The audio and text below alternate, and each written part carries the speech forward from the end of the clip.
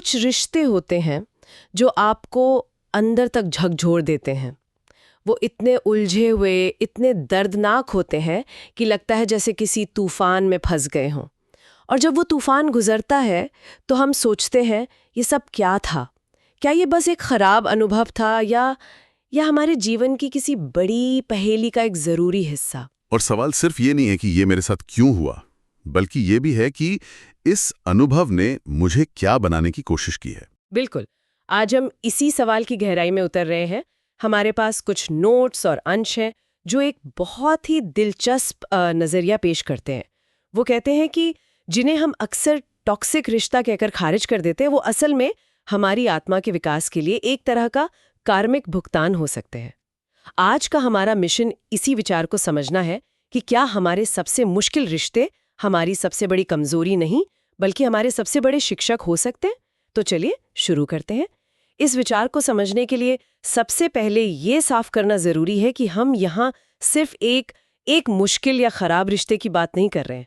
हम सब कभी ना कभी ऐसे रिश्तों से गुजरते हैं, लेकिन ये कार्मिक रिश्ते वाली बात ये कुछ और ही लगती है। इन दोनों में फर्क क्या है?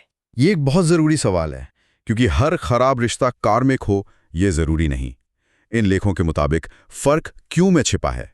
एक सामान्य खराब रिश्ता सिर्फ दो लोगों का तालमेल नहीं बैठा, आदतें खराब थीं या उम्मीदें अलग अलग थीं, उसका नतीजा हो सकता है। लेकिन एक कार्मिक रिश्ता इस विचारधारा के अनुसार दो आत्माओं के बीच एक अनकहे अनदेखे अनुबंध जैसा होता है।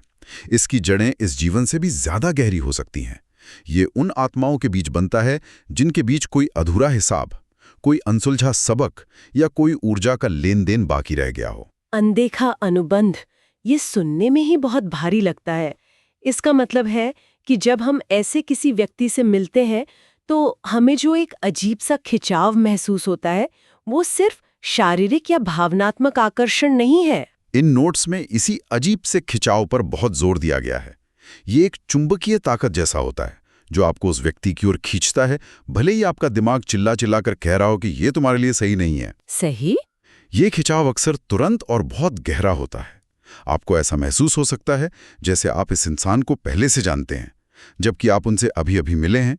ये सिर्फ जुनून नहीं है, ये एक तरह की पहचान है, जैसे दो आत्माएं एक दूसरे को पहचान रही हों कि हाँ, हमें मिलकर कोई अधूरा काम पूरा करना है। लेकिन ये जो चुंबकीय खिंचाव वाली बात है, ये तो किसी भी बहुत जुनून भरे रिश्ते में हो सकता है। कोई कैसे फर्क करे कि ये एक कार्मिक कनेक्शन है या सिर्फ एक तीव्र और शायद अस्थायी आकर्षण? यहाँ पर एक और परत खुलती है। इन अंशों में एक और संकेत का जिक्र है, और वो है एक ही पैटर्न का बार बार दोहराना। एक जुनून भरे रिश्ते में उतार चढ़ाव हो सकते हैं, लेकिन कार्मिक रिश्ते में एक चक्र होता है जो बार बार घूमता है। एक साइकिल। हाँ, एक साइकिल। पहले एक मजबूत जुड़ाव, फिर उम्मीदें, फिर किसी बात पर टकराव, फिर गहरा दर्द और टूटन, और फिर कुछ समय बाद फिर से वही खिंचाव और जुड़ाव। ये चक्र आपको भावनात्मक रूप से निचोड़ देता है। ऐसा लगता है जैसे आप एक ही नाटक को बार बार जी रहे हैं, बस कुछ संवाद बदल जाते हैं। ये दोहराव इस बात का सबसे बड़ा संकेत है कि आत्मा कोई खास सबक सीखने की कोशिश कर रही है, और जब तक वो सीख नहीं लेती, वो परीक्षा बार बार सामने आती रहेगी। ये चक्र वाली बात तो बहुत थका देने वाली लगती है। और ये तीव्रता, ये रिश्ते हमें इतना क्यों निचोड़ देते हैं? अगर इनका कोई आध्यात्मिक मकसद है भी, तो वो इतना दर्दनाक क्यों होना चाहिए? इसकी तीव्रता का कारण ही इसका उद्देश्य है। ये रिश्ते हमारी हर उस कमजोरी, हर उस डर, हर उस घाव को सतह पर ले आते हैं जिसे हमने अपने अंदर कहीं गहरे दबा रखा होता है। ये एक तरह की आध्यात्मिक सर्जरी की तरह है, दर्दनाक लेकिन जरूरी। ये हमें उन सच्चाइयों का सामना करने पर मजबूर करते हैं जिन्हें हम अकेले में शायद कभी स्वीकार ना करें। जैसे शायद हमें अकेले रह जाने का डर है, या हमें लगता है कि हम प्यार के काबिल नहीं हैं, या हम अपनी सीमाएं तय नहीं कर पाते। ये रिश्ते इन सब चीजों को इतना बड़ा करके दिखाते हैं कि हम उन्हें और नजरअंदाज नहीं कर सकते। यहाँ एक दिलचस्प विचार सामने आता है कि ये रिश्ते हमें आईना दिखाने आते हैं। ये बात मुझे बहुत गहरी लगी। ये आईना हमें क्या दिखाता है जो हम खुद नहीं देख पाते? ये आईना सिर्फ हमारी कमियां नहीं दिखाता, बल्कि हमारे भीतर छिपी ताकत को भी दिखाता है। मान लीजिए किसी व्यक्ति की आदत है कि वो हमेशा दूसरों को खुश करने में लगा रहता है, अपनी ज़रूरतों को नज़रअंदाज करके। उसे एक ऐसा पार्टनर मिलेगा जो उसकी इस आदत का पूरा फायदा उठाएगा, वो रिश्ता उस व्यक्ति को इतना तोड़ देगा कि आखिरकार उसे ये सबक सीखना ही पड़ेगा कि ना कहना और अपनी सीमाएं तय करना कितना जरूरी है। अच्छा। तो उस पार्टनर ने आईने की तरह काम किया, जिसने उसकी पीपल प्लीजिंग की आदत को इतना बड़ा करके दिखाया कि उसे बदलना ही पड़ा। मनोविज्ञान में इसे रेपिटेशन कंपल्शन भी कहते हैं। हम अनजाने में अपने बचपन के अधूरे ड्रामा को रिश्तों में बार बार दोहराते हैं ताकि इस बार उसे सुलझा सकें। यह आध्यात्मिक दृष्टिकोण उसी विचार को आत्मा के स्तर पर ले जाता है। ये सुनने में तो बहुत सशक्त करने वाला लगता है, लेकिन एक डर ये भी है कि कोई इस नजरिए का इस्तेमाल किसी अपमानजनक रिश्ते में बने रहने के लिए कर सकता है, ये सोचकर कि ये मेरा कर्म है या मुझे कोई सबक सीखना है। इस सोच के खतरे भी तो हैं। ये एक बेहद जरूरी और जिम्मेदाराना सवाल है। इन स्रोतों में कहीं भी ये नहीं कहा गया है कि किसी भी तरह के अपमान को बर्दाश्त किया जाना चाहिए। यहाँ फर्क को समझना बहुत जरूरी है। इस नजरिए का मकसद किसी दर्दनाक रिश्ते में फंसे रहना नहीं, बल्कि उस रिश्ते से मिलने वाले सबक को समझकर उससे बाहर निकलने की ताकत खोजना है। सही। अगर सबक आत्ममूल्य का है तो उस सबक का अंतिम परिणाम यही होगा कि आप उस रिश्ते को छोड़ दें जो आपके आत्मसम्मान को खत्म कर रहा है। यहाँ कर्म का मतलब सजा नहीं, बल्कि सीखने का एक मौका है। और सबसे बड़ा सबक अक्सर यही होता है कि आप खुद से प्यार करना सीखें और उस प्यार के आधार पर सही फैसले लें। तो ये विचारधारा आपको रिश्ते में बने रहने का बहाना नहीं, बल्कि उससे आजाद होने का एक गहरा कारण देती है। और चाइल्ड का भी जिक्र है। क्या इसका मतलब ये है कि ये रिश्ते हमारे बचपन के घावों को कुरेदते हैं? हाँ, बिल्कुल। हम सब के अंदर हमारे बचपन का एक हिस्सा जिंदा रहता है।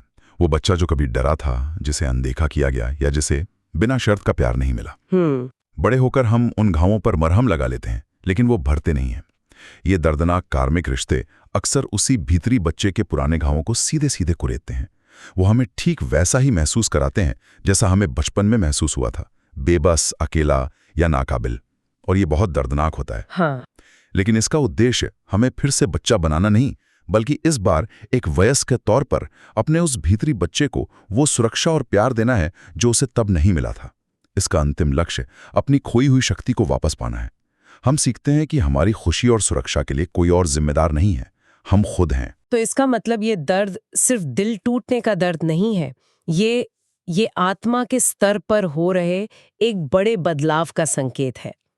ये बात अब ज्यादा साफ हो रही है, लेकिन ये सब बहुत थका देने वाला प्रोसेस लगता है। कोई इस चक्कर में हमेशा के लिए तो फंसा नहीं रह सकता। तो सवाल ये है कि इससे बाहर निकलने का रास्ता क्या है? वो पल कब आता है जब आत्मा कहती है, ठीक है, सबक सीख लिया, अब क्लास खत्म? ये एक बहुत ही दिलचस्प हिस्सा है। इन अंशों के अनुसार जब सबक पूरा हो जाता है तो रिश्ते का अंत अक्सर बहुत अचानक और अप्रत्याशित तरीके से होता है। जिस ऊर्जा ने, जिस कार्मिक डोर ने उन दो लोगों को एक दूसरे से बांध कर रखा था, वो अचानक खत्म हो जाती है। अचानक मतलब इतने तीव्र रिश्ते का अंत इतना ठंडा कैसे हो सकता है? क्योंकि रिश्ते को चलाने वाली जरूरत ही खत्म हो गई। जब तक सबक अधूरा था तब तक वो चुंबकीय खिंचाव बना हुआ था, लेकिन जैसे ही आपने वो सबक सीख लिया, मान लीजिए अपनी कीमत समझना या अकेले में भी पूरा महसूस करना, तो उस रिश्ते का उद्देश्य पूरा हो गया। अब यूनिवर्स को आपको उस परीक्षा में बिठाने की जरूरत नहीं है। अच्छा। इसीलिए वो रिश्ता अचानक अपनी ऊर्जा खो देता है। हो सकता है एक दिन आप सोकर उठें और आपको महसूस हो कि वो पुराना खिंचाव, वो जुनून, वो दर्द अब उतना गहरा नहीं रहा। आपको एक अजीब सी शांति महसूस होने लगती है। इसका मतलब ये नहीं कि दर्द नहीं होता, लेकिन उस दर्द के नीचे एक समझ होती है कि अब ये खत्म हो गया है। और इस टूटन के बाद का जो दर्द है वो भी तो विकास का ही हिस्सा है। वो उस बदलाव का दर्द है। इन लेखों में इसे एक ग्रेजुएशन सेरेमनी की तरह बताया गया है, दर्दनाक लेकिन आजाद करने वाला। ये उस पुराने स्व को छोड़ने का दर्द है जो अब आपके किसी काम का नहीं। ये उस व्यक्ति को खोने का दर्द कम और अपनी उस पुरानी पहचान को खोने का दर्द ज्यादा होता है जो उस रिश्ते पर निर्भर थी। इस अनुभव से गुजरने के बाद आप पहले जैसे नहीं रहते। तो इस पूरे अनुभव से गुजरने के बाद व्यक्ति में क्या बदलाव आता है? क्या वो बस एक टूटे हुए रिश्ते के दर्द के साथ जीता है या कुछ और भी होता है? स्रोत बहुत साफ तौर पर कहता है कि ये एक गहरा परिवर्तन होता है। व्यक्ति की चेतना का स्तर बदल जाता है। उसे दुनिया, रिश्ते और खुद को देखने का एक नया नजरिया मिलता है। उसकी ऊर्जा हल्की महसूस होती है क्योंकि उसने वो भारी भावनात्मक बोझ उतार दिया है जिसे वो शायद सालों से या शायद कई जन्मों से ढो रहा था। और सबसे बड़ी बात, वो खुद को एक नए, ज्यादा मजबूत और ज्यादा जागरूक रूप में पहचानने लगता है। वो सीख जाता है कि प्यार का मतलब किसी में खो जाना नहीं, बल्कि खुद को पा लेना है। तो अगर इस नजरिए से देखें तो एक टॉक्सिक रिश्ता असल में एक छिपा हुआ आशीर्वाद हो सकता है। ये सुनने में थोड़ा अजीब लगता है। इस दृष्टिकोण के अनुसार हाँ, हालांकि उस अनुभव से गुजरते वक्त ये किसी श्राप से कम नहीं लगता। लेकिन जब धूल बैठ जाती है तो व्यक्ति पीछे मुड़कर देख पाता है कि उस कड़वे अनुभव ने उसे कितना कुछ सिखाया। ये वो आग है जो सोने को कुंदन बनाती है। इसीलिए इन अंशों में कहा गया है कि ये रिश्ते भले ही कड़वे हों, लेकिन आत्मा के विकास और कार्मिक भुगतान में उनका योगदान बहुत महत्वपूर्ण होता है। ये वो सबक हैं जो हमें कोई किताब या कोई गुरु नहीं सिखा सकता। इन्हें सिर्फ अनुभव किया जा सकता है। तो संक्षेप में इस नजरिए से देखें तो हमारे सबसे मुश्किल रिश्ते शायद हमारी विफलता नहीं, बल्कि आध्यात्मिक विकास और आत्म जागरूकता के सबसे शक्तिशाली माध्यम हो सकते हैं। यह हमें उन अंधेरे कोनों में ले जाते हैं जहां हम खुद जाने से डरते हैं, ताकि हम वहां अपनी ही रोशनी खोज सकें। बिल्कुल, और ये हमें एक बहुत ही महत्वपूर्ण सवाल पर लाकर छोड़ता है। अगर ये रिश्ते एक आईने की तरह हैं जो हमें हमारे व्यक्तित्व का वो हिस्सा दिखाते हैं जिसे हम अकेले नहीं देख पाते, तो सोचिए, जब हम उस हिस्से को बिना आईने के देखना सीख जाते हैं तब क्या होता है। जब हमें खुद को समझने के लिए किसी दर्दनाक रिश्ते की जरूरत नहीं पड़ती, तब हमारे रिश्तों की प्रकृति कैसी होगी? क्या तब हम ऐसे रिश्ते बना पाएंगे जो सिर्फ विकास के लिए नहीं, बल्कि सिर्फ और सिर्फ खुशी और प्रेम के लिए हों? ये सोचने वाली बात है।